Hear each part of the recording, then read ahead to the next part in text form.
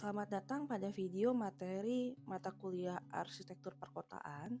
Dalam kesempatan kali ini saya akan membahas mengenai bentuk dan dinamika perkembangan kota.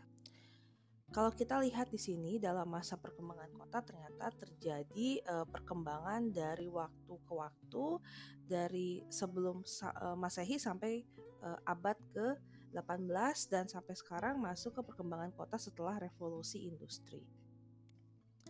Nah, untuk materi minggu ini saya akan membahas mengenai sejarah terbentuknya kota-kota kuno di dunia. Nah, dalam evolusi peradaban manusia, lalu juga sejarah, lalu juga peradaban kota kuno, lalu evolusi perancangan kota, serta bagaimana keterkaitan arsitektur dengan perancangan kota. Nah, pada awalnya mungkin kita semua sudah belajar ya tentang sejarah perkembangan manusia, yang awalnya manusia itu kan berburu, lalu juga menjadi nomaden ya, atau juga mengembara antara 8.000 sampai 10.000 sebelum Masehi. Nah, kemudian manusia berkembang ya, mulai mengenal yang namanya sistem bercocok tanam. Lalu juga mulai mengenal bagaimana sih beternak gitu ya. Mereka mulai beternak dan bercocok tanam secara sistematis. Nah, dari situ manusia mulai menetap dan membangun permukiman. Nah, kemudian awal dari manusia dengan menjalani kehidupannya ya di lembah sungai di Greece dan Eropa, demi adanya suatu keamanan, perdagangan, dan juga transportasi, mereka tinggal dekat sungai, kemudian bercocok tanam dan berburu dan membangun benteng seperti yang kita lihat di dalam PPT ini. Nah, kemudian dari awalnya evolusi peradaban manusia purba itu hidup di gua-gua ya. Jadi mereka tinggal dalam gua untuk melindungi dari cuaca dan iklim dan juga binatang buas. Dan kemudian mereka juga menyimpan bahan makanan dan juga terdapat sumber mata air ya di dalam gua. Dalam arti pada zaman evolusi peradaban manusia juga dalam prasarana mereka dalam berkegiatan ya, itu juga salah satunya yang tidak kalah penting adalah sumber prasarana air ya, air bersih. Mereka mendapatkan sumber mata air pada saat itu. Nah, dalam evolusi peradaban manusia ini, ketika manusia mulai menetap dan mulai bercocok tanam, nah sekitar 12.000 tahun yang lalu, nenek moyang kita sudah mulai mengawali berkehidupan dengan bercocok tanam ya. Mereka bercocok tanam kacang-kacangan, gandum ya, dan juga memelihara hewan ternak pada saat itu ya, seperti kambing dan sapi hutan. Nah, pertanian yang diawali oleh sekelompok manusia yang mulai menetap inilah yang merupakan cikal bakal tumbuhnya kota kuno. Untuk sejarah peradaban kota kuno di dunia, kita mengenal ada beberapa kota kuno yang sebenarnya kalau kita lihat peninggalannya sudah cukup maju ya. Seperti di sini contohnya ada Machu Picchu di Peru ya. Mereka ini adalah suku Inca ya, yang membuat dataran di ketinggian 2.430 meter di atas gunung. Bayangkan gunung setinggi itu mereka ratakan ya, dan juga mereka mendirikan bangunan dengan 140 struktur yang di dalamnya termasuk candi dan rumah-rumah mereka. Ya. Kemudian kota kuno itu juga ada kawasan untuk para kaum bangsawan dan juga kawasan untuk rakyat jelata ya, jadi dipisahkan pada saat itu. Nah, kemudian mereka juga memiliki lahan pertanian di bawah dari kota mereka. Nah, ada lagi namanya kota Mesa Verde ya. Nah, Mesa Verde ini terletak di Kanon dan di Amerika, dan mereka adalah nenek moyang suku Pueblo yang kita biasa sebut dengan Anasazi ya. Dan mereka ini termasuk peradaban kuno dan hilang ya, dan runtuh karena perubahan iklim. Jadi kalau kita sebenarnya ya tidak berhati-hati saat ini dengan tanggap terhadap perubahan iklim, bisa-bisa kota kita juga bisa terancam juga ya keberlanjutannya. Lalu kemudian juga ada peradaban yang diawali dengan kebudayaan di Mesopotamia ya. Jadi ini ada suku bangsa Maya, dimulai sekitar waktu yang sama dengan dinasti Shang di Tiongkok. Dan suku Maya ini memiliki budaya tulis dan matematika, serta sistem penanggalan kuno pertama di Amerika. Nah, ini peradaban suku Maya ini awalnya dimulai sekitar 1800 sebelum Masehi sampai 250 Masehi. Ya, terbentuklah suatu kota batu ya, City of Stone, dibangun sekitar 250 sampai 900 Masehi. Nah, lalu kemudian kota kuno di dunia itu salah satunya ada di Mesir kuno dan Afrika Tengah. Itu sekitar 3000 sebelum Masehi. Dinasti Mesir yang pertama yang dipimpin oleh Narmer yang menyatukan kerajaan Mesir menjadi kekaisaran yang sangat kuat. Jadi mereka membangun satu rumah-rumah Mesir kuno yang terbentuk petak yang sempit dan kecil. Nah, ini ukurannya sekitar 5 kali 10 meter persegi dengan gang yang sempit, dilengkapi dengan kendi air yang terbuat dari tanah liat. Ada juga hewan peliharaan ya dimasukkan ke dalam kandang bagian depan. Nah, mereka sudah mengenal drainase ya, sudah mengenal tempat cuci tangan. Binatang ternaknya juga itu disimpan di kandang yang terletak di depan rumah mereka. Jadi ini menarik sekali karena mereka sudah mempunyai kamar tidur, dapur, gudang, dan lain-lain. Jadi Mesir kuno pun telah memiliki kota yang maju dan mengerti akan ruang dan fungsinya sebenarnya ya pada saat itu, sekitar 3000 sebelum Masehi.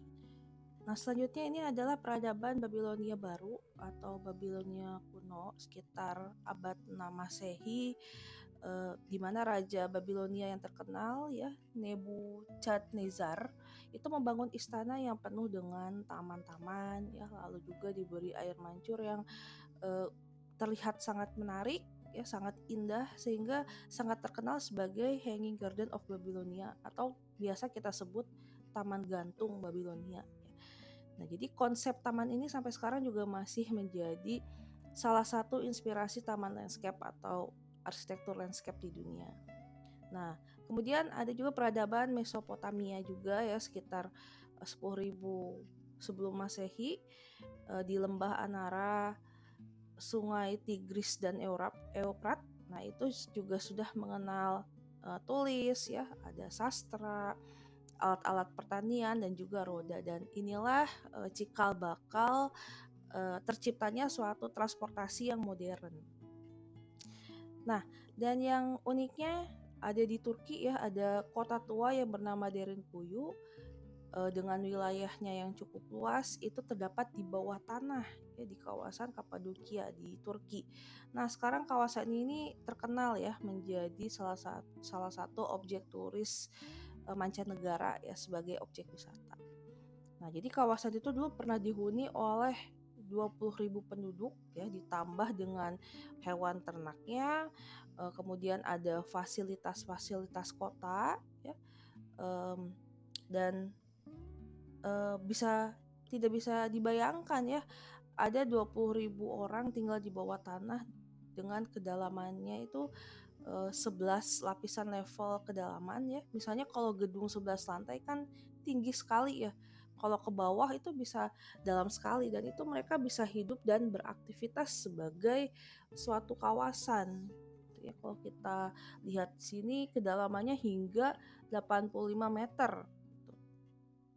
Nah, kemudian ada juga di lembah Indus 3000 sebelum Masehi, itu ada dua kota yang terkenal, Mohenjo-daro dan Harappa. Mereka juga merupakan kota yang maju ya. Kalau kita lihat di sini, mereka memiliki pola-pola jalan yang teratur, ada drainase juga ya, dan juga konstruksi bangunan, dan mereka memiliki tempat mandi umum dan tempat biara ya.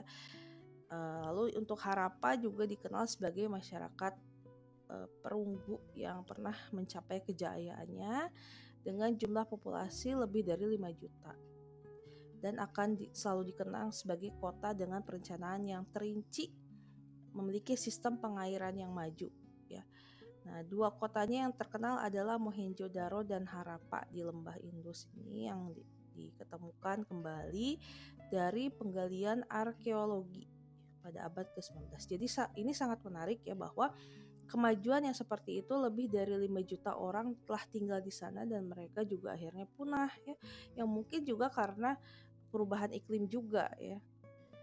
Nah, kemudian kita ke arah Asia Tenggara yaitu di Khmer atau Kamboja ada Angkor Wat ya. Jadi Angkor Wat ini sebenarnya adalah public space ya atau pusat kota dari Kekaisaran Khmer. Yang sangat menarik di sini adalah mereka dulu dilambangkan sebagai lambang kejayaan dan kaya sekali ya, sehingga kerajaan itu sudah sangat megah, besar ya, dan juga dilapisi dengan emas dan sekarang menjadi objek wisata ya, objek wisata mancanegara. Nah, kemudian tidak kalah pentingnya adalah di Indonesia ya. Nah, jadi ada peneliti sejarah kota yang mempublikasikan jurnalnya di Sabahat Yatra ya, yaitu mengungkapkan bahwa pusat keagamaan budaya Buddha itu sebenarnya ada di Indonesia ya. Dari Indonesia lah pusat itu baru menyebar ke negara-negara lain. Nah, ini ada Borobudur ya. Nah, jadi Borobudur ini dibangun oleh Wangsa Shailendra pada abad 7 sampai 8 Masehi ya, dengan arsitek yang bernama Gunadarma. Nah, kemudian kota Yunani dan Itali ya, itu juga sering menjadi inspirasi bagi kota-kota sekarang ya. Itu mereka mempunyai Athena, mempunyai agora ya, punya ruang publik juga, kemudian Akropolis, teater, dan sampai sekarang juga banyak ya yang masih memakai untuk desain-desain ruang luar ya, yaitu contohnya amphitheaternya.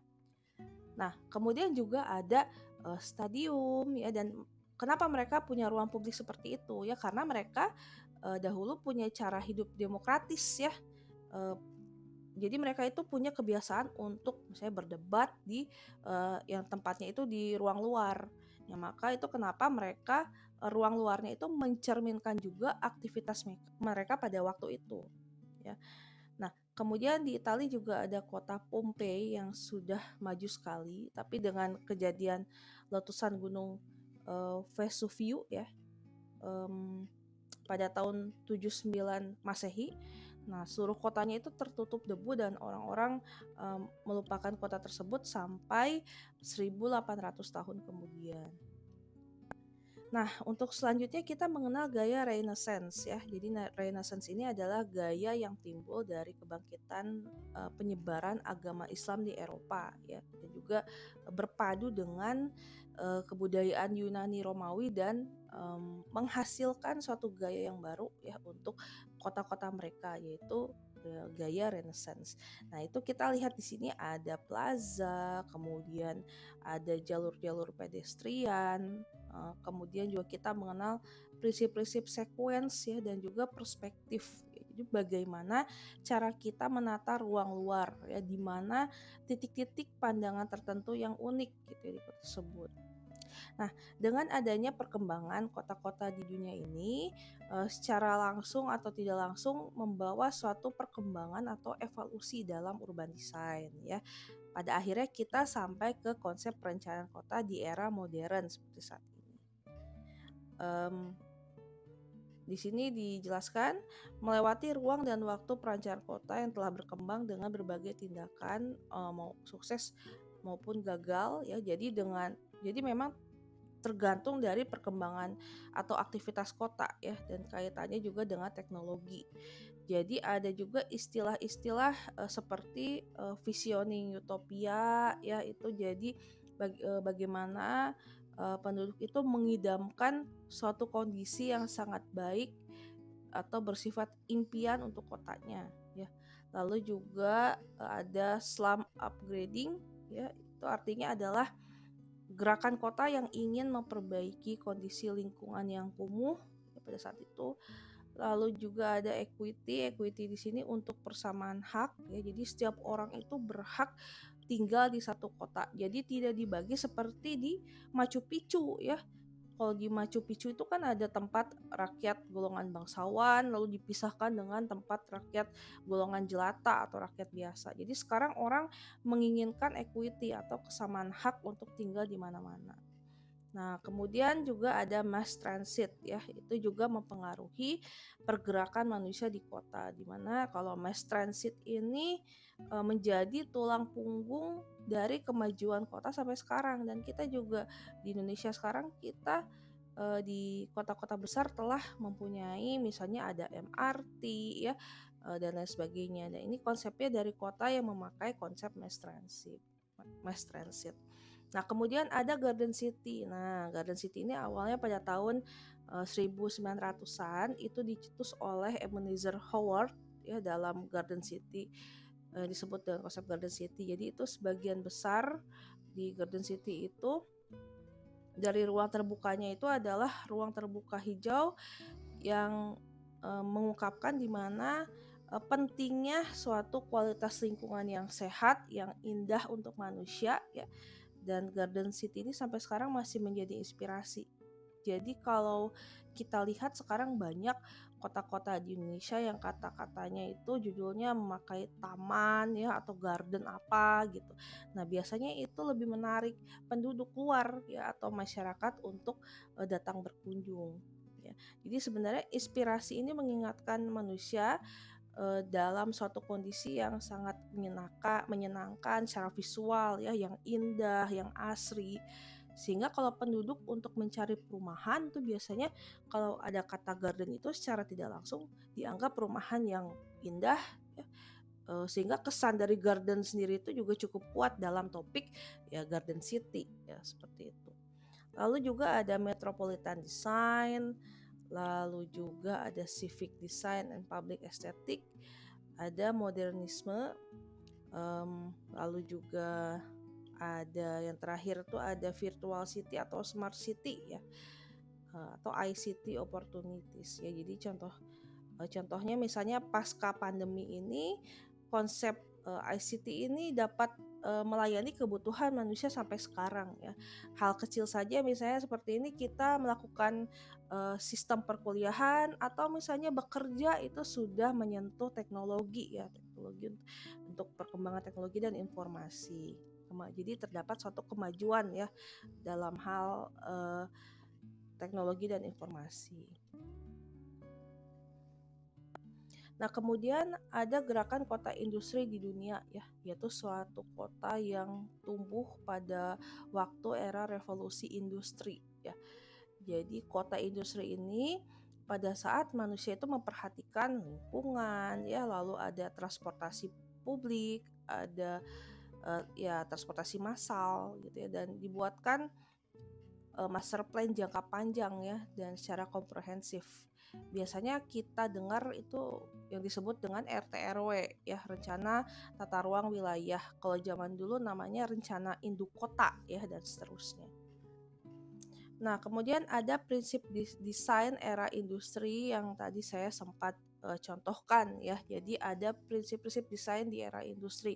Ada suburban desentralisasi, garden city, neighborhood, dan juga konservasi and the park movement, artistic city planning, dan lain sebagainya. Nah, kemudian ada gerakan kota indah ya atau city beautiful. Nah, jadi konsep ini sebetulnya tercipta saat kota pada masa revolusi industri itu berubah menjadi kota yang sangat kumuh dan sangat padat ya karena terjadi suatu urbanisasi ya. Penduduk yang tinggal di desa pergi ke kota karena di kota itu segala macam aktivitas penduduk sampai ke dalam fungsinya ya, ada pabrik dan lain sebagainya itu ternyata menciptakan suatu kesesakan atau kepadatan yang tinggi ya, dan juga tidak tertampung lagi dengan jumlah penduduk yang sangat tinggi gitu. Dan itu tidak sesuai dengan impian kota industri ya, prinsip-prinsip kota industri di awalnya ya, maka timbul gerakan kota garden city yang mempunyai 3 magnet, yaitu ada town, ada country, dan juga people, di mana yang diimpikan orang itu adalah satu tempat yang penuh dengan taman dan juga boulevard yang besar-besar dan juga pedestrian parknya juga lebar, aman dan nyaman bagi manusia. Nah, kemudian kita lihat ada kota modern. Ya, ini banyak dicetuskan oleh para arsitek ya. Ada Schumi dengan teori neomodernisme ya. Lalu juga ada Frank Gehry dengan Guggenheim museumnya dan lingkungan sekitarnya. Ada juga Kenzo Tange dengan floating cities-nya, dan semua itu sangat menarik dan sangat futuristik. Nah, inilah yang sekarang menjadi gerakan kota baru ya yang muncul pada abad ke-21. Jadi kita ingin menekankan pada keragaman kegiatan. Ya, jadi kalau dulu ada pemisahan tata guna lahan, nah sekarang banyak kawasan yang kembali pada keberagaman yang berskala pedestrian, ya, ruang publik dan juga struktur. Nah, jadi kalau kita baca di sini di mana konsep new urbanisme ini menekankan pada keberagaman skala pedestrian, ruang publik, struktur yang merupakan reinterpretasi pemikiran tradisional ke dalam solusi baru sambil meraih kesempatan yang ditawarkan oleh teknologi baru. Jadi menyinggung metode perencanaan tata guna lahan yang efisien dan juga menciptakan kawasan hunian yang berkelanjutan dengan ukuran lahan yang memadai, kepadatan penduduk yang kompak, dan kesempatan kerja dan kegiatan warganya. Nah, kemudian di sini terlihat bahwa perencanaan kota menjadi jembatan antara perencana dan arsitek. Nah, tujuannya adalah mendesain ruang publik yang mewadahi kegiatan manusia yang kompleks dengan skala manusiawi untuk membentuk ruang-ruang yang atraktif yang sebelumnya hanyalah merupakan ruang sisa di antara bangunan. Nah, jadi ini adalah gambaran kaitan antara urban planning dengan arsitektur, di mana kita ini menjadi jembatannya ya, mempraktekkan atau mewujudkan secara fisik ya dengan sentuhan gaya arsitektur dari proses-proses perencanaan yang dihasilkan dari perencanaan kota ya, lalu juga menghasilkan suatu proses yang dipengaruhi oleh para stakeholder di dalamnya. Nah, jadi sebetulnya urban design itu merupakan bagian dari kota ya, dari perencanaan kota, sehingga fungsi dari perencanaan kota tersebut harus berkaitan dengan fungsi-fungsi bagian kota yang lain. Nah, maka urban design ini tidak hanya konsep estetika saja ya, tapi juga termasuk proses dalam pengambilan keputusan ya, termasuk dalam aspek sosiologi kota. Nah, dan hasil dari urban design ini kita menitik beratkan pada masalah yang cukup mendesak ya bagi kehidupan manusia dan kegiatan kotanya juga. Nah, dan ini adalah yang menjadi konsep yang biasanya yang ada di Indonesia ya. Ini adalah beberapa macam konsep yang bisa kita lihat. Ada smart city, green city, dan livable city yang bisa menjawab isu permasalahan atau kompleksitas yang ada di kota. Nah, ini kita cocoknya kalau misalnya kawasan tersebut dengan berbagai macam kompleksitasnya itu menggunakan pendekatan apa sih ya, menggunakan konsep apa sih. Nah, ini ada kriteria-kriterianya dan masing-masing ini bisa diterapkan pada panduan atau arahan urban design, yang dimana panduan atau arahan urban design itu adalah salah satu produk yang bisa kita hasilkan ya dari produk hasil urban design. Jadi perencanaan kota itu adalah jembatan antara perencanaan kota dan arsitektur, di mana perhatian utamanya adalah dari bentuk fisik kota untuk menciptakan lingkungan kota yang nyaman dan memberikan arti dan nilai terhadap kehidupan kota, dan juga produk dari pengaruh-pengaruh sosial yang dipengaruhi oleh teknologi. Baik, sekarang kita akan mempelajari mengenai ukuran kota. Namun sebelumnya kita perlu pahami dulu apa yang dimaksud dengan ruang kota. Ya. Nah, kalau minggu kemarin juga sempat disinggung ya apa yang disebut dengan ruang kota dalam wujud perancangan kota.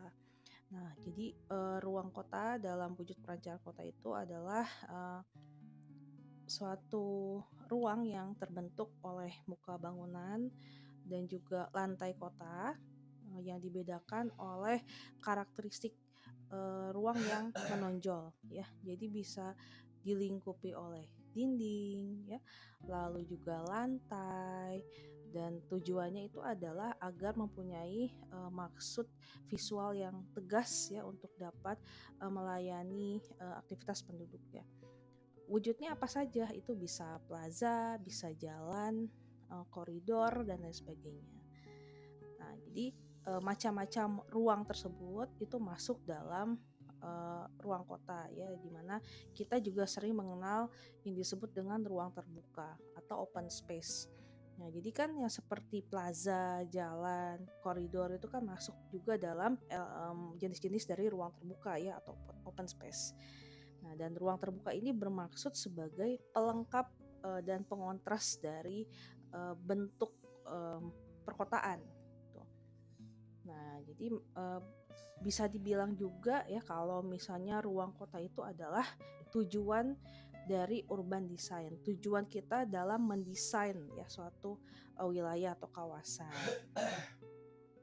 Nah, kalau kita lihat dan perhatikan ya dalam produk-produk urban design ini, baik yang lahannya sangat luas atau misalnya agak luas hingga yang skala side plan. Nah, itu masa-masa bangunannya itu bisa terlihat kompak ya dan juga dapat menciptakan suatu rongga-rongga kalau kita lihat di ilustrasi ini. Nah, rongga-rongga inilah ya ada yang berbentuk geometri, ada juga yang berbentuk garis lurus dan rongga-rongga ini yang disebut dengan ruang kota ya. Jadi bagaimana sih kita sebagai arsitek itu dapat mendesain ruang kota dalam satu kawasan ya, sehingga terlihat sangat apa ya, kompak gitu ya, kompak dan terlihat karakternya itu seperti apa dalam satu kawasan tersebut. Nah, kemudian ini ada teori dari Paul G. Speiringen pada tahun 1965 pada bukunya yang berjudul The Architecture of Towns and Cities, menjelaskan bahwa ruang kota itu adalah suatu ruang formal yang dibatasi oleh fasad-fasad bangunan dan tanah kota sebagai landasannya ya, sedangkan ruang yang dibatasi oleh unsur alam ini didefinisikan sebagai informal space atau disebut ruang alami atau kita sebut open space. Nah, jadi sebetulnya ruang kota atau urban space ini sama halnya dengan ruang dalam arsitektur ya. Jadi kalau misalnya ruang dalam arsitektur ini kan dibentuk oleh bidang-bidang yang merupakan ruang dalam ya, dan juga oleh lantai, lalu juga plafon juga ya. Nah, kalau untuk ruang kota itu juga sama, yaitu dibentuk oleh fasad atau bidang dinding-dinding luar bangunan ya atau lantai kota. Jadi kalau kita lihat ya ilustrasinya seperti di PPT ini. Nah, jadi ini ada ilustrasi ya. Ilustrasi elemen-elemen pembentuk ruang arsitektur, dan kalau kita perhatikan ruang arsitektur ini kan dibentuk oleh 6 bidang ya. Ada 4 bidang vertikal sebagai dindingnya, lalu juga kalau kita lihat di sini ada satu bidang horizontal di atasnya ya sebagai langit-langit, dan satu horizontal lagi di bawah sebagai bidang lantainya. Nah, bagaimana dengan elemen pembentuk ruang kota? Nah, kalau ruang kota itu sebetulnya sama halnya dengan ruang arsitektur ya, tapi tidak ada atapnya. Dan dalam ruang-ruang kota itu bidang-bidang dalam vertikalnya itu berupa dinding-dinding bangunan dalam satu kawasan ya, atau dalam satu kota ya, atau fasad bangunan ya. Nah, sedangkan bidang lantainya itu biasanya berupa perkerasan ataupun rumput-rumput ya, rerumputan. Jadi ilustrasinya itu sebenarnya serupa ya antara pembentuk ruang dalam arsitektur dan juga ruang kota ya, tapi ya tidak sama gitu ya skalanya ya, tapi pada intinya adalah ruang kota sama halnya dengan ruang dalam arsitektur. Bedanya ya tidak ada atap ya langit saja gitu. Nah, coba kita lihat di dalam ilustrasi ini, Ini merupakan salah satu contoh dua masa bangunan dan kita lihat ini ada tiga pola yang dikomposisikan ya sehingga dapat membentuk suatu ruang. Nah, ruang itulah yang disebut dengan ruang kota ya. Jadi bisa terbentuk dari eh, keliling-keliling bangunan ya dengan variasi bentuk yang berbeda. Kalau kita lihat di sebelah kanannya itu ada beberapa masa bangunan dengan komposisi yang bervariasi ya, yang menciptakan suatu ruang yang disebut juga dengan ruang kota. Nah, sedangkan ilustrasi yang di bawah itu ada semacam ruang kota yang dibentuk oleh tiga bangunan kalau kita perhatikan. Dan coba kita lihat bawah kanan ya, yang bawah kanan ini adalah gambaran ruang kotanya itu bila kita lihat dari titik D, dan ini ilustrasi dari ruang kota ya.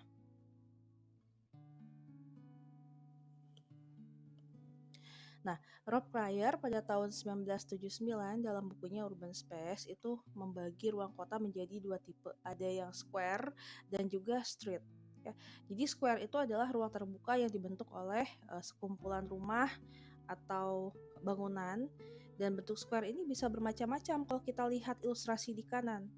Bisa bervariasi, bisa bujur sangkar, bisa persegi panjang, lalu juga bisa segitiga, elips ya, atau mungkin juga bisa tidak beraturan. Sedangkan kalau street, nah itu adalah ruang berupa koridor panjang yang dibentuk oleh bangunan-bangunan di sekelilingnya atau di sepanjangnya dan berfungsi sebagai jalur sirkulasi. Jadi kalau kita lihat di ilustrasi kanan itu ada lorong-lorong putih. Nah, itulah yang disebut street ya, yang dibentuk kumpulan bangunan-bangunan yang ada di sepanjang street ya. Jadi ya dalam ruang kota itu bisa terbentuk itu dengan dua tipe, yaitu ada square dan juga ada street. Nah, ini ada foto salah satu contoh street ya, yang berkanal. Kanalnya ada di tengah dan ini lokasinya di Kota Lama Jakarta. Jadi kalau kita perhatikan ya bangunan-bangunannya, lalu sepadan muka masing-masing bangunannya itu cukup kompak ya, cukup kompak membentuk ruang kota dengan tipe street ya, atau kita sebut koridor street. Nah, kemudian juga ada teori dari Roger Traczyk ya dalam bukunya yang terbit tahun 1986 yang berjudul Finding Lost Space, di mana beliau menjelaskan bahwa dalam satu ruang kota itu membagi menjadi dua tipe. Dalam ruang kota itu ada hard space dan soft space ya. Yang disebut hard space yaitu lantai ruang yang berupa perkerasan, biasanya bisa ubin, aspal, plesteran ya atau paving stone, dan secara umum ruang ini dibatasi oleh dinding arsitektural. Nah, sedangkan kalau soft space itu adalah lantai ruang berupa rerumputan atau tanah yang wujudnya bisa berupa park, garden atau greenway ya. Biasanya ruang ini dibatasi oleh lingkungan alam atau pepohonan. Nah, ini adalah salah satu ilustrasi jika kita berada di antara pepohonan ya, lalu kita seperti merasa di dalam ruang. Nah, itulah yang disebut dengan ruang kota, tapi ruang kota soft space ya. Nah, jadi ada kutipan dari Stephen Carr tahun 1992 tentang public space dalam bukunya Public Space, bahwa ruang kota atau urban space itu berfungsi sebagai ruang publik juga atau public space ya. Jadi beliau menyatakan bahwa ruang publik itu adalah ruang atau lahan umum tempat masyarakat bisa melakukan berbagai macam aktivitas ya, atau misalnya kegiatan publik yang fungsional maupun kegiatan sampingan lainnya yang dapat mengikat dalam suatu komunitas untuk kegiatan sehari-hari ya, atau bisa juga berkala.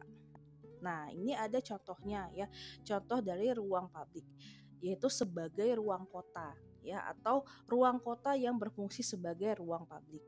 Nah, jadi di sini ada foto ya, foto atas itu berada di luar negeri, sedangkan foto yang bawah itu di Indonesia ya. Yang kiri itu di Kota Lama Jakarta. Nah, kalau yang kanan itu di Simpang 5 Semarang ya. Nah, ini juga ada foto kombinasi antara hard space dan soft space ya. Jadi antara lingkungan sekitar ya dengan bangunan-bangunan di sekitar kawasan atau kotanya. Jadi bangunan yang di belakangnya itu adalah hard space-nya. Nah, sedangkan lantainya itu soft space-nya ya, dan dinding koridornya itu berupa pepohonan. Nah, ini juga termasuk dalam soft space. Jadi kita juga bisa mengkombinasikan hard space dan soft space untuk menciptakan suatu ruang kota. Nah, jadi ruang kota atau urban space itu adalah ruang yang sengaja dirancang, sengaja dibentuk, dan juga sebaiknya tidak dibentuk belakangan ya, atau harusnya sebaliknya ya, bukan merupakan ruang-ruang sisa. Nah, ini juga dalam kaitannya dengan arsitektur kota ya. Maka desain-desain arsitektur yang berlokasi di area urban atau perkotaan itu sebaiknya harus konteks dengan ruang kota atau urban space-nya. Nah, jadi arsitektur kota itu seharusnya hadir untuk menciptakan ruang kota ya, atau menyempurnakan ruang kota, atau juga dapat menjadi katalisator ya bagi desain arsitektur kota lain dalam membentuk atau menyempurnakan ruang kota kawasannya, sehingga kawasannya itu menjadi lebih berkualitas. Baik, di sini kita masuk dalam pemahaman ukuran kota. Jadi di sini ada pengertian ukuran kota adalah hal yang sangat relatif karena tergantung pada apa yang dibandingkan. Faktor ukuran tidak dapat dilihat dari ukurannya saja, tapi perlu membahas prinsip lain. Jadi di sini ada istilah ukuran di bidang arsitektur. Nah, kalau misalnya di bidang arsitektur itu bisa diartikan sebuah kota itu adalah sebuah rumah yang sangat besar, dan sebuah rumah itu adalah sebuah kota yang sangat kecil. Artinya apa? Artinya ukuran di dalam arsitektur kota ini dapat dibedakan berdasarkan prinsip-prinsip arsitekturalnya yang sama ya. Misalnya pada skalanya. Nah, kalau skalanya itu kan kita bisa bedakan ada yang makro, ada yang mikro. Makro itu adalah kota ya. Mikro itu adalah contohnya rumah ya, tapi prinsip-prinsip arsitekturalnya sama saja. Oke, kalau itu berdasarkan Oke, mungkin kalau misalnya kita bicara tentang ukuran kota, seperti pemahaman kota itu dari masing-masing bidang ilmu itu pasti juga berbeda maknanya ya. Kalau di sini contohnya ini kita lihat berdasarkan demografi dan geografi. Kalau misalnya berdasarkan demografi atau jumlah penduduk, ukuran kota ini bisa variatif atau bermacam-macam ya. Ada yang masuk ke kota kecil itu di bawah 100.000 jumlah penduduknya, ada yang masuk ke kota sedang ya 100.000 sampai 500.000 jiwa, ada yang kota besar, metropolitan dan megapolitan seperti Jakarta. Nah, namun apa yang dimaksud ukuran kota ini berdasarkan ilmu arsitektur perkotaan? Nah, mari kita lihat ya pada slide selanjutnya. Nah, jadi ukuran di dalam arsitektur kota ini ya rata-rata bisa kita bedakan berdasarkan skalanya saja ya, yaitu secara makro yaitu kota, dan mikro itu rumah ya, dan meso itu kan kawasan ya. Sedangkan prinsip-prinsip arsitekturalnya sebetulnya sama saja ya. Nah, jadi pendekatan ini sangat penting dilakukan dalam perancangan karena banyak orang menganggap bahwa prinsip-prinsip arsitektur hanya berlaku pada skala mikro saja ya, dan kurang memperhatikan skala makro. Padahal ada beberapa prinsip-prinsip arsitektur yang berpengaruh dalam perancangan suatu kawasan ya, dalam arsitektur kota. Bagaimana proporsinya, irama, komposisi ya, keseimbangan ya dalam mendesain gitu, dalam satu kesatuan. Dan padahal dalam pemahamannya apabila kawasan-kawasan perkotaan itu tidak memiliki beberapa prinsip arsitektural tadi ya, proporsi, irama, komposisi gitu ya dalam skala yang makro, ya sudah pasti bisa menimbulkan suatu masalah yang cukup fatal atau buruk ya dalam kehidupan masyarakat di dalamnya. Kalau ukuran sebuah kota dan wilayahnya ini tidak disusun dengan menciptakan ruang-ruang efektif, apalagi ya ruang-ruang efektif atau organisasi ruang kota berdasarkan hierarki-hierarki tertentu, ya maka kualitas identitas masyarakat perkotaannya itu terhadap tempat dan lingkungannya juga pasti akan menurun karena tidak terukur juga ya dari segi fungsionalnya, visualnya juga apalagi gitu terlihat menjadi bukan suatu kesatuan. Nah, kalau kita lihat ini perencanaan kota di Yunani ya. Jadi perencanaan di Yunani ini memiliki ukuran kota dari aspek skala kota secara makro ya. Dan kalau kita lihat di sini bentuk tata kotanya ini kita sudah dapat melihat desainnya itu kan simetris ya, dan geometris dengan menyediakan fungsi-fungsi kota ya, fungsi-fungsi kawasan kota seperti ada pusat pemerintahan, ada permukiman, dan juga dilengkapi dengan fasilitas-fasilitas umum yang berupa pusat perdagangan, jasa, ya hiburan, dan juga pusat keagamaan. Nah, selain faktor skala, setiap kota juga membutuhkan 3 syarat utama untuk bisa mengembangkan bentuknya. Kalau kita bicara tentang bentuk, berarti bagaimana sih dari segi kualitas fisiknya ya atau visualnya. Nah, ini dibentuk dari 3 syarat. Yang pertama ada identitas, yang kedua adalah kompleksitas, yang ketiga fleksibilitas. Jadi, kalau kita lihat kualitas sebuah kehidupan kota itu dapat diperhatikan dari 3 syarat ini yang dibentuk secara terpadu atau harus berintegrasi ya di dalamnya. Nah, contohnya kita lihat ilustrasi di PPT ini ya. Jadi ini adalah ada pengaruh berdirinya gedung World Columbian Exposition di Chicago. Nah, di mana gedung ini dapat memunculkan perkembangan bangunan-bangunan di sekitarnya ya, memunculkan suatu identitas dan kompleksitas dan fleksibilitas kota bagi pertumbuhan kota. Di antaranya adalah wujudnya ya. Jadi wujudnya itu akhirnya mengembangkan bangunan-bangunan baru di sekitarnya, dan itu adalah wujud pengaruh berdirinya gedung Chicago ya, di Illinois. Nah, jadi pengaruhnya ini ya cukup besar ya. Yang pertama dari segi identitas dijelaskan di sini bahwa gedung tersebut itu mempunyai pengaruh perkembangan bangunan di sekitarnya dengan identitas yang disebut dengan City Beautiful Movement ya, di lokasi tersebut. Nah, yang kedua adalah dari segi kompleksitasnya atau kompleksibelnya ya. Jadi World Columbian Exposition ini akan mempengaruhi perkembangan kawasan kota dengan munculnya berbagai macam elemen ruang kota yang lain seperti taman kota, bangunan umum dalam kota, ya termasuk misalnya memunculkan museum-museum dan perpustakaan. Nah, lalu yang ketiga adalah fleksibilitas.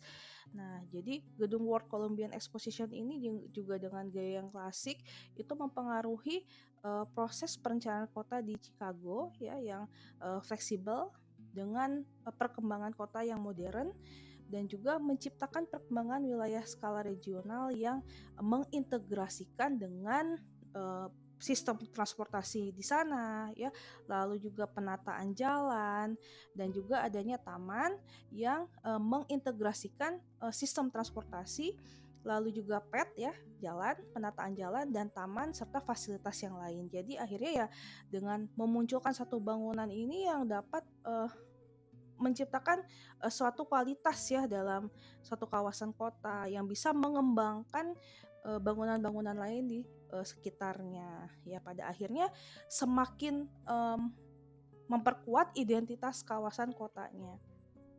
Oke, sekarang kita lihat masuk ke materi struktur dan bentuk kota. Nah, ini saya ambil dari teori pertumbuhan kota dari Hadi Sabari Yunus ya, di mana secara garis besar terdapat 3 macam proses perluasan atau area perkotaan yang menjadi lebih terstruktur ya, yang masuk ke dalam teori pertumbuhan kota. Yang pertama ini biasanya pola kota seperti ini adalah pola yang sering digunakan pada kota mandiri ya. Ini disebut teori zona konsentris dalam kota. Ini dari Ernest Burgess, yang dimana menurut Ernest W. Burgess ini dalam Introduction to the Science of Sociology tahun 1921 ini menjelaskan kalau manusia itu punya kecenderungan alamiah untuk berada sedekat mungkin dengan pusat kota ya, untuk dapat mewujudkan pola tersebut dikembangkanlah kota yang berbentuk konsentris seperti ini ya, dengan pusat kota sebagai intinya ya. Nah, teori ini berdasarkan hasil dari pengamatan Burgess terhadap kota Chicago tahun 1923, di mana hasil penelitian ini menunjukkan bahwa perkembangan kota Chicago itu membentuk sebuah pola penggunaan lahan yang konsentris dengan fungsinya yang berbeda-beda dalam tiap-tiap ring ya. Teori konsentris ini meyakini kalau perkembangan kota ini dimulai dari pusatnya yang kemudian menyebar atau meluas ke wilayah yang jauh dari pusatnya akibat adanya faktor peningkatan penduduk. Ya, kemudian dalam interaksi antara penggunaan lahan dan manusia dalam teori ini, baik dari segi ekonomi, sosial, atau politik, itu pada akhirnya akan membentuk beberapa zona konsentris ya. Nah, tapi kekurangan dari teori konsentris ini adalah tidak bisa berlaku di sebuah negara ya. Dan contoh kota yang menerapkan teori konsentris ini ada Chicago, lalu ada London, dan beberapa kota di Indonesia. Jadi biasanya teori Burgess ini hanya biasanya rata-rata bisa terlihat di negara-negara barat yang maju ya masyarakatnya. Nah, ditambah dengan syarat kondisi fisiknya juga ya, dari kondisi topografi kawasannya yang menguntungkan bagi biasanya dalam segi aksesibilitasnya ya, atau misalnya rute-rute gitu ya dalam satu kawasan kota. Nah, kemudian ada beberapa asumsi yang cukup menarik ya dalam teori konsentris ini. Yang pertama adalah biasanya kota yang memiliki pola konsentris seperti ini memiliki sosial budaya yang heterogen ya, atau bermacam-macam. Karena salah satunya adanya suatu pengaruh populasi yang cukup tinggi ya. Maka tingkat urbanisasinya juga cukup tinggi. Nah, yang kedua adalah basis ekonominya itu biasanya industri atau komersil ya. Kemudian juga, nah, dalam masalah atau kompleksitas mengenai sosial ekonomi juga cukup kuat di sini ya, di mana ada ruang persaingan antara ruang untuk zona ekonomi dan juga ruang pribadi, sehingga ya sangat rentan dengan adanya suatu kepentingan-kepentingan ya, atau misalnya ada suatu gap yang cukup tinggi juga ya antara masyarakat yang mendiami di lokasi slum ataupun misalnya yang lokasi untuk menengah ke atas. Nah, lalu juga adanya perluasan area dan peningkatan populasi kota ya, cenderung mengalami perluasan area, dan juga untuk sapras ya, untuk sarana prasarana transportasi juga sebetulnya ini memiliki kelebihan dalam teori konsentris ini, karena mudah dijangkau dan cepat dan murah ya untuk penduduknya untuk mendapatkan akses dari segi prasarana transportasi, sarana dan prasarana transportasi pada setiap zona kota konsentris ini. Kemudian juga pada pusat kotanya itu merupakan pusat kegiatan ekonomi, sehingga ruang di dekat pusatnya itu menjadi terbatas ya, dan harga tanahnya juga sangat tinggi. Nah, sekarang saya akan menjelaskan susunannya bagaimana ya, susunan ruang kota dalam teori konsentris. Jadi dalam ilustrasinya, yang pertama ya, ring pertama itu ada zona pusat kegiatan ya, atau kita sebut itu sebagai daerah dagang ya, atau kalau dalam perkantoran kita biasa sebut juga misalnya yang disebut dengan Central Business District ya, atau CBD. Jadi bisa area zona jasa perdagangan atau misalnya CBD ya, perkantoran ya. Jadi bisa dianggap sebagai pusat kegiatan bisnis ya, tempat-tempat pusat pertokoan, gedung, bank, dan mungkin pasar juga.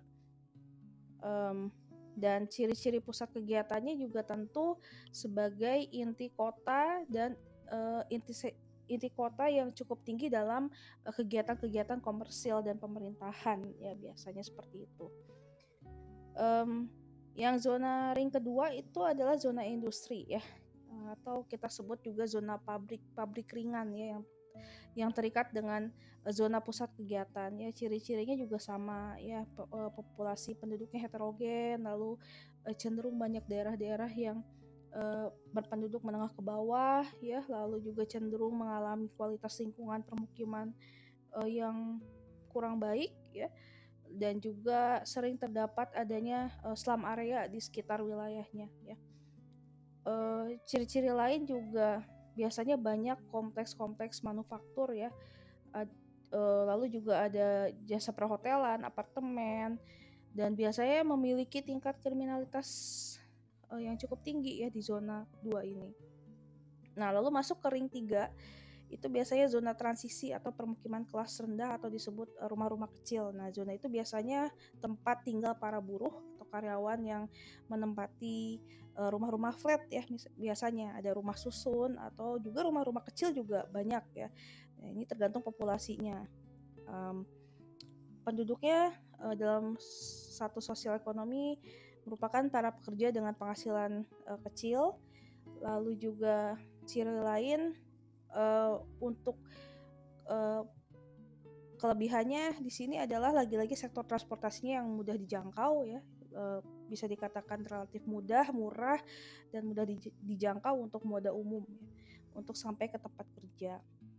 Nah, lalu zona keempat itu kelas menengah ya, atau masuk dalam rumah-rumah sedang yang dicirikan dengan permukiman untuk para pekerja yang penghasilannya menengah, dengan kondisi permukiman yang lebih baik dan tidak mengalami suatu kesesakan atau kepadatan baik itu penduduk maupun bangunan ya. Dan permukimannya biasanya horizontal ya. Ya, tapi kalau kondisi sekarang ya sudah banyak juga baik itu horizontal maupun yang vertikal, dan lokasinya cukup strategis ya, dengan adanya pusat perbelanjaan, lalu juga kondisinya sebetulnya hampir sama ya, berada di dekat pusat kota. Nah, yang ring kelima itu permukiman kelas tinggi ya, itu cenderung lebih jauh ringnya karena menghindari kebisingan dalam kota ya, dan juga aktivitas perkotaan ya, lalu juga mencari suasana yang tenang ya, dengan lahan untuk tinggal ya, lahan untuk bermukim yang lebih besar juga. Nah, yang paling luar ya, itu wilayah luar ring 10 itu adalah wilayah pinggiran kota. Nah, itu biasanya ditandai dengan adanya penglaju ya, atau kita sebut periferi ya, suburban ya, yang masuk ke dalam interland kota, yang karakteristik daerahnya itu sebetulnya setengah-setengah. Dia ciri-cirinya bisa masuk ke desa atau misalnya kota ya. Nah, jadi kita sebut itu wilayah suburban. Nah, biasanya penduduk tinggal di pinggiran kotanya itu kerjanya di kota ya.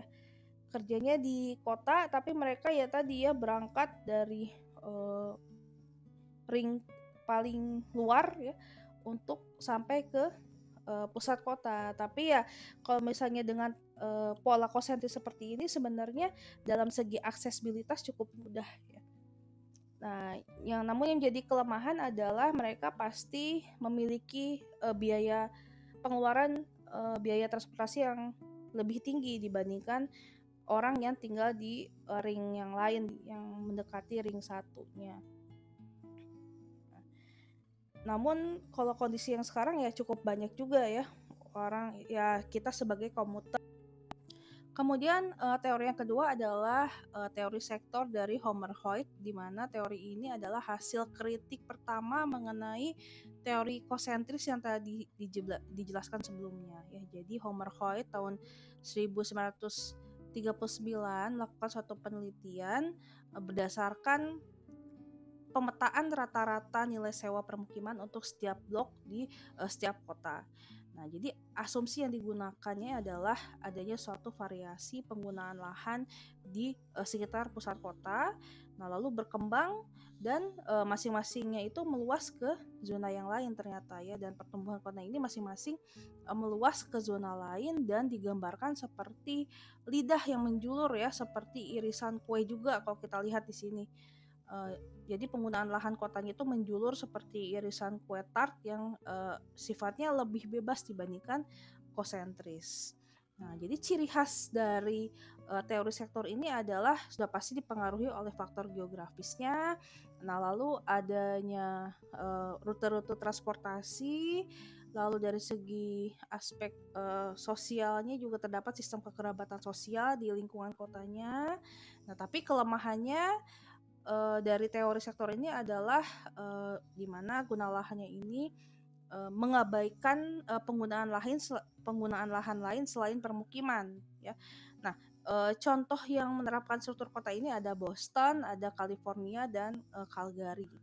Nah, jadi asumsi dari teori sektor ini adalah yang pertama, karakteristik daerah-daerah itu memiliki harga jual atau sewa yang tinggi, yang justru harga tinggi tersebut terletak di luar kota ya. Nah, lalu daerah-daerah dengan harga jual atau sewa tanah yang rendahnya itu terdapat di jalur-jalur yang memanjang kalau kita lihat ya, dari pusat ke perbatasan kota ya, serta zona pusatnya itu sebagai daerah pusat kegiatan.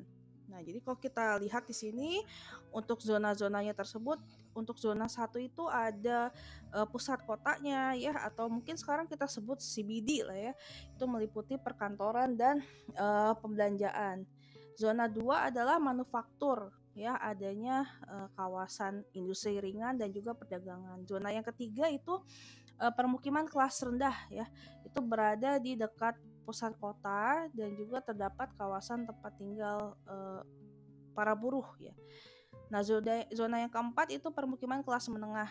Nah, itu jaraknya agak jauh dari pusat kota atau dari sektor industri, dan juga terdapat tempat tinggal kaum menengah atau kita sebut madyawisma. Nah, zona kelima itu permukiman kelas atas ya. Jadi terdapat kawasan tempat tinggal kaum menengah ke atas ya, atau kita sebut adiwisma. Nah, kemudian teori yang ketiga adalah teori pusat kegiatan banyak ya, atau kita sebut multiple nuclei teori dari Harris Ullman. Nah, jadi teori ini pertama kali dikemukakan pada tahun 1945 oleh Harris dan Ullman. Jadi teori ini muncul dari kritik terhadap teori konsentris dan sektoral ya, kedua teori tersebut yang berpendapat bahwa teori struktur kota itu tidak sesederhana dari teori sebelumnya.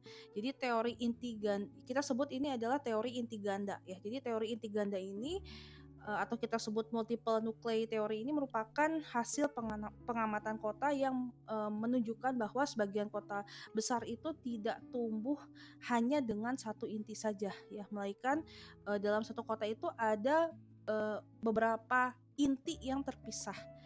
Nah, inti-inti tersebut berkembang sesuai dengan penggunaan lahannya yang secara fungsional dan memiliki suatu keuntungan ekonomi ya, yang menjadi dasar pertimbangannya. Jadi dalam sebuah kota ini tumbuh inti-inti kota yang baru ya, sesuai dengan kegunaan lahannya. Misalnya ada pabrik, ada universitas, ada bandara.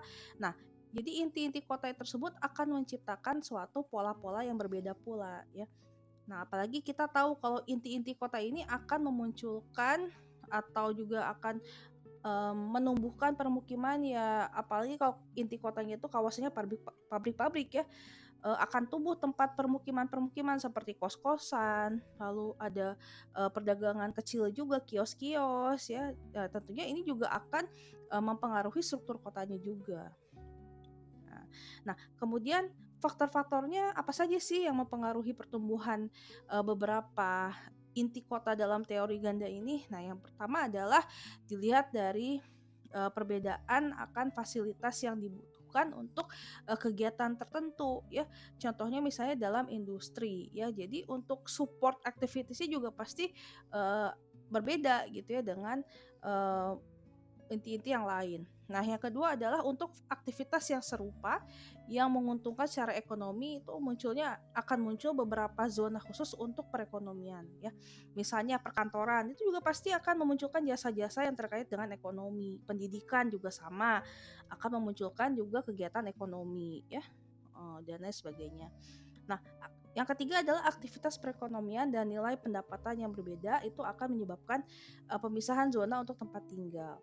Nah, ini kalau misalnya kita lihat ya, banyak zona-zona ya dalam teori ini. Nanti bisa dibaca ya di rumah masing-masing dalam berdasarkan ilustrasi polanya ini dalam struktur ruang zonanya apa saja. Baik, kalau tadi kita lihat bentuk kota dilihat dari struktur ruangnya. Nah, sekarang kita lihat bentuk kota dilihat secara geografis ya. Jadi di sini adalah gambaran pola-pola yang tersusun berdasarkan wujud fisik kota yang memperlihatkan perkembangan kota dari penggunaan lahan yang membentuk zona-zona tertentu dalam ruang perkotaan dan mencerminkan posisi pola kota tersebut secara geografis dan dilihat dari karakteristik tempatnya. Jadi terdapat beberapa alternatif model bentuk kota di mana secara garis besar ada 7 model bentuk kota di sini ya. Ada bentuk radial, ada radial menerus ya, ada radial tidak menerus, ada bentuk cincin, ada grid ya, ada bentuk radial konsentris, ada bentuk linier dan lain sebagainya. Nah, contohnya di sini ada bentuk radial ya, yang paling banyak di sini bentuknya radial. Jadi di sini tuh ada pusat yang menjular seperti lidah ya polanya, tapi tiap lidah itu dibentuk pusat kegiatan kedua yang berfungsi memberikan suatu pelayanan pada areal perkotaan. Dan kalau kita lihat pola radial ini ada yang menjorok ke dalam. Nah, yang menjorok ke dalam itu direncanakan sebagai biasanya jalur hijau dan juga sebagai ya kita bilang open space juga ya. Ada tempat rekreasi juga, ada juga tempat olahraga bagi penduduk kota. Nah, lalu juga ada radial menerus. Nah, yang disebut radial menerus itu di mana polanya itu ada bagian pusatnya yang merupakan daerah kegiatan utama seperti pasar, lalu ada komplek, ada alun-alun yang membentuk seperti jaring laba-laba ya. Lalu juga biasanya jalannya besar-besar ya dan menjadi titik pusatnya. Nah, juga ada bentuk cincin.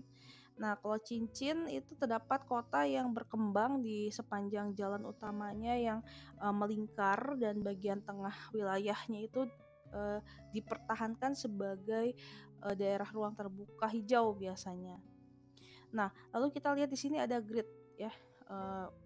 Kalau grid itu kotanya ya kita lihat di kiri bawah ini yang dibagi menjadi blok-blok persegi 4 ya dengan jalan-jalan paralel.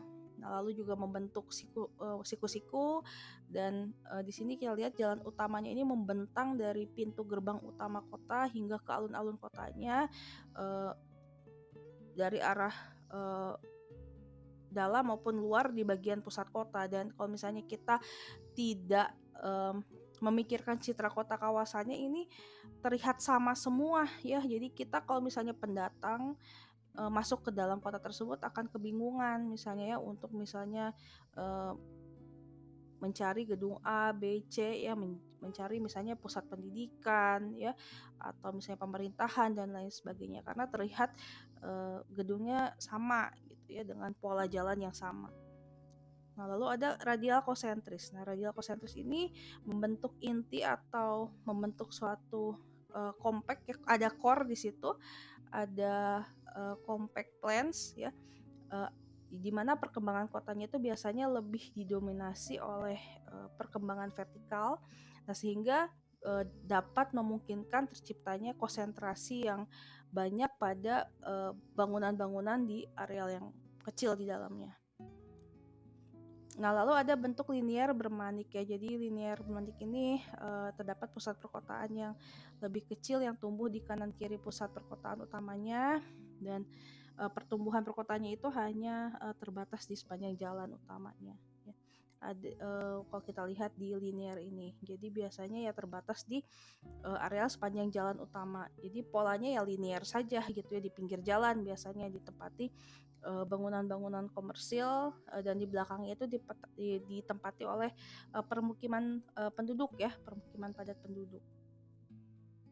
Nah, jadi berdasarkan morfologi atau bentuk-bentuk fisik kota, itu sebetulnya ada 3 unsur utama yang dapat dilihat ya. Yang pertama kita bisa lihat dari pola jalan, lalu kedua dari tipe bangunan, dan yang ketiga adalah dari unsur penggunaan lahannya. Untuk bisa kita ketahui ini pola kotanya tuh seperti apa sih gitu ya. Nah, eh, jadi dapat kita lihat ya, gambar ilustrasi di atas ini adalah pola kota-kota besar seperti Indonesia. Nah, kalau kita lihat dari layout streetnya ya, pola jalannya, kalau Jakarta dan Bangkok itu punya pola yang tidak teratur ya, atau irregular system. Jadi ada ketidakteraturan sistem jalan dari lebar maupun arah jalannya. Beda lagi misalnya yang ada di Paris ya. Polanya itu radial konsentris ya, di mana bagian pusatnya itu merupakan unsur dari kegiatan utamanya ya, ada pasar, ada kompleks alun-alun, uh, ada kompleks ibadah ya, dan juga jalan besar di titiknya ya, jadi titik pusatnya. Contohnya kalau di sini ada bangunan monumen ya, ada Arc de Triomphe ya, monumen yang paling terkenal di Paris, dibangun tahun 1806, digunakan sebagai penghargaan orang-orang yang berjuang untuk Perancis. Jadi ada sejarahnya juga situ ya. Jadi kalau kita lihat di sini berbagai macam pola kota yang dengan ciri khasnya masing-masing, yang memang dalamnya juga pola kota juga dipengaruhi oleh berbagai macam faktor. Contohnya kalau di Paris ini ya ternyata ada nilai sejarahnya juga. Ada juga yang grid ya, misalnya di sini ada Manhattan ya, New York. Ini juga sangat kuat sekali pola gridnya ya, um, di mana itu bercirikan bagian-bagian kota yang dibagi sedemikian rupa ya, menjadi blok-blok persegi 4 ya, blok-blok persegi panjang dengan jalan-jalan paralel yang bentuk sudut siku-siku, dan jalan utamanya itu terbentang dari pintu gerbang utamanya ya, pintu gerbang kota sampai ke alun-alun utama bagian pusat kota. Dan model seperti ini banyak diterapkan di Amerika ya, ada Georgia, ada Florida, New York, Washington, dan lain sebagainya. Manhattan juga ya.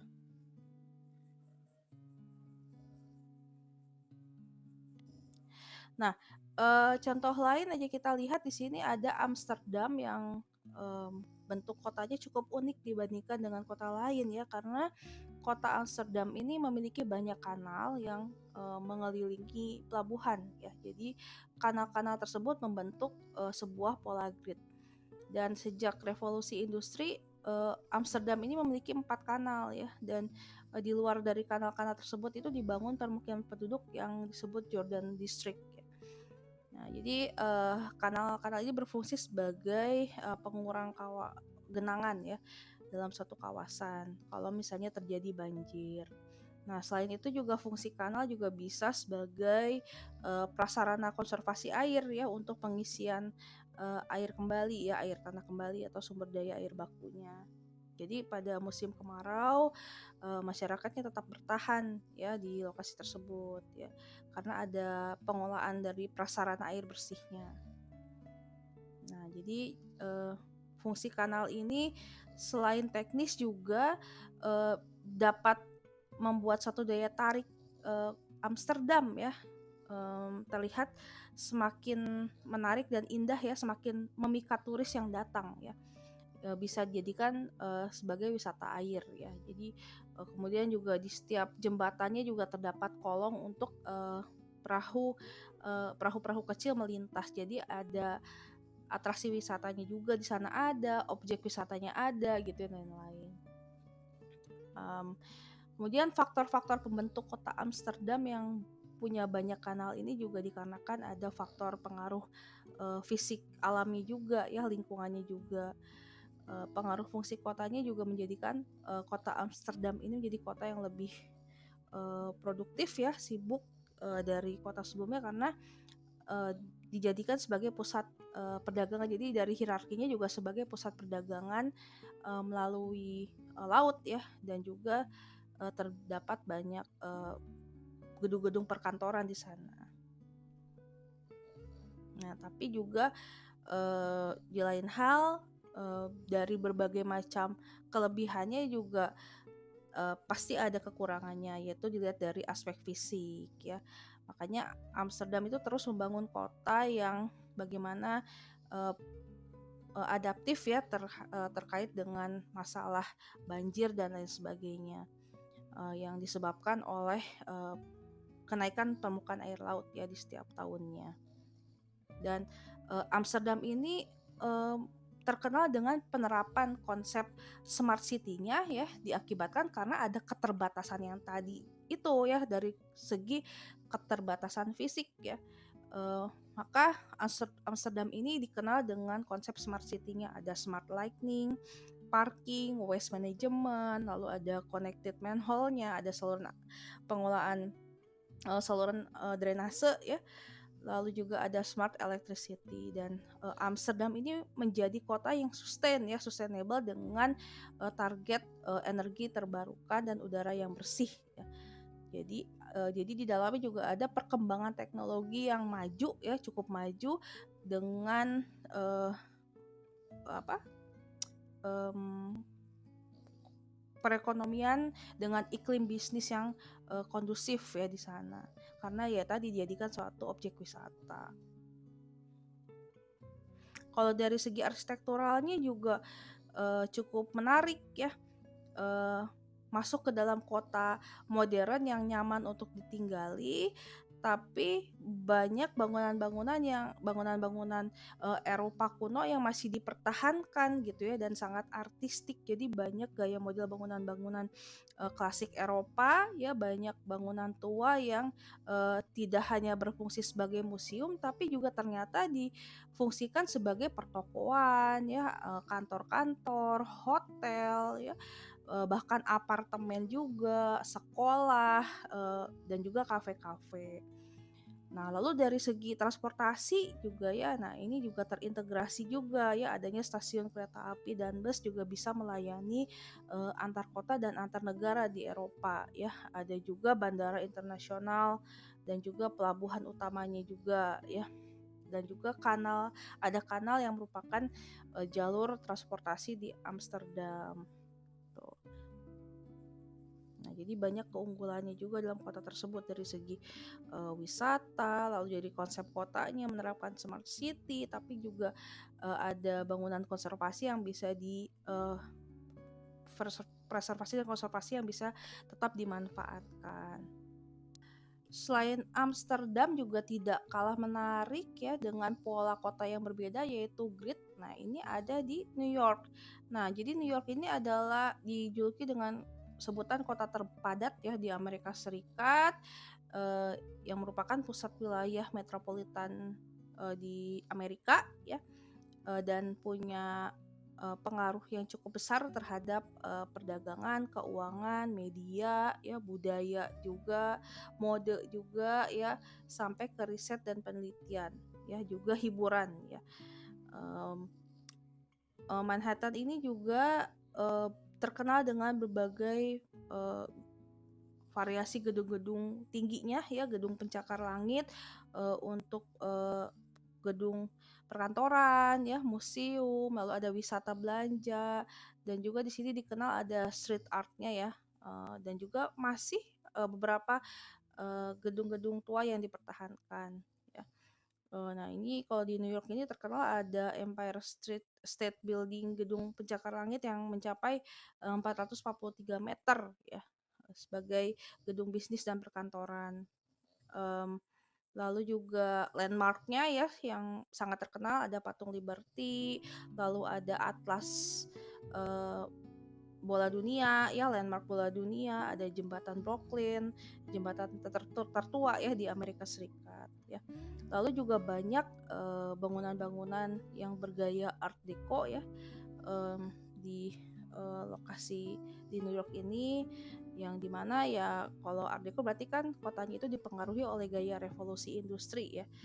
Eee, dan juga, meskipun dipenuhi dengan gedung-gedung pencakar langitnya gitu ya, terkesan modern ya, tapi juga tetap mempertahankan dari segi, kondisi, ruang hijaunya ya. Jadi di sini ada landscape Central Park yang, mmm, terdapat di tengah kota ya.